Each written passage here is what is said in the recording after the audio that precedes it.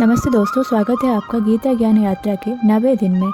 आज का अध्याय है अध्याय 9, राज विद्या राजगुह्य योग। ये अध्याय कहलाता है ज्ञानों का राजा और रहस्यों का राजा। एक कृष्ण द्वारा दिया गया सबसे श्रेष्ठ ज्ञान है जिसे जानकर व्यक्ति मोक्ष को प्राप्त कर सकता है।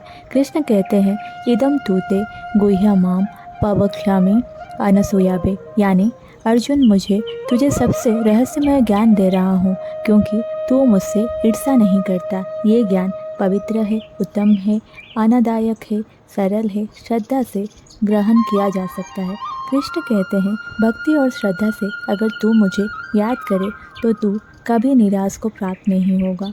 कृष्ण बताते हैं, अपने आप पर और परस्वरूप श्रवम ईदाम ततम जतम, मैं पूरे जगत में व्याप्ति हूँ लेकिन मैं सब में समाकर भी अलग हूँ।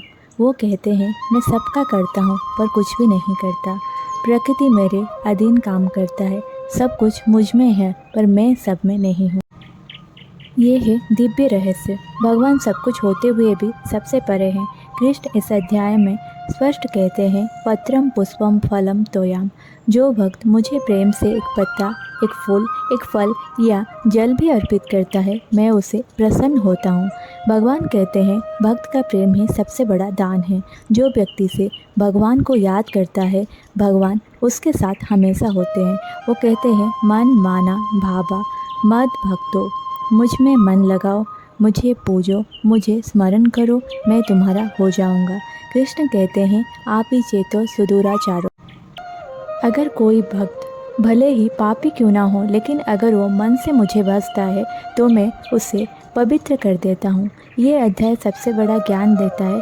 कोई भी व्यक्ति जात पाप भूल से ऊपर उठकर भक्ति के रास्ते से मुझे प्राप्त कर सकता है। भगवान सब पर समान दृष्टि रखते हैं और भक्ति का दरवाज़ा सबके लिए खुला है। ये अध्याय हमें सिखाता है, भगवान हमेशा हमारे पास है। हमारे प्रेम और श्रद्धा का सकल रूप ही भगवान है।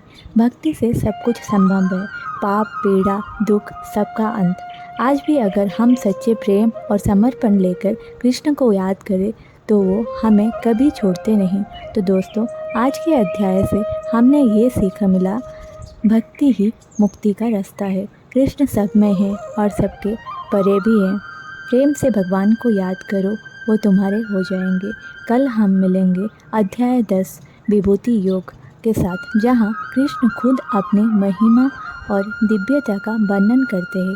अगर वीडियो पसंद आया हो, लाइक शेयर और सब्सक्राइब जरूर करें और कमेंट में लिखिए, क्या आपने कभी भक्ति में विश्वास का अनुभव किए हैं। जय श्री कृष्ण, नमस्ते।